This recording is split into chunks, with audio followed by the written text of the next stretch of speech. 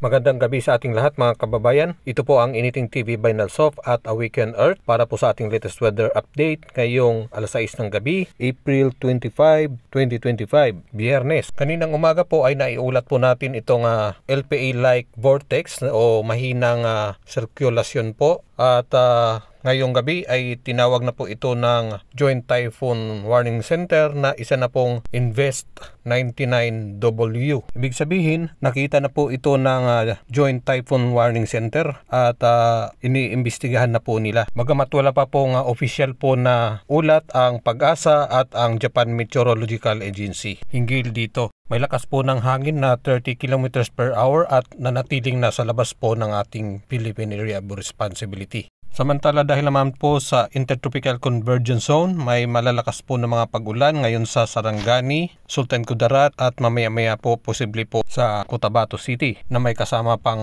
pagkidlat at pagkulog. Posible naman ang mahihina hanggang katamtaman ng mga pag-ulan sa natitirang bahagi po ng Mindanao at Southern Palawan. Dahil naman po sa easterlies, mayroon na rin mga pag-ulan sa Cordillera Administrative Region at mahihina naman po sa Visayas. Habang maganda naman po ang panahon sa natitirang bahagi ng Luzon. Para sa karagdagang mga informasyon, advisories, punta lang po kayo sa ating Awaken Earth sa Facebook page.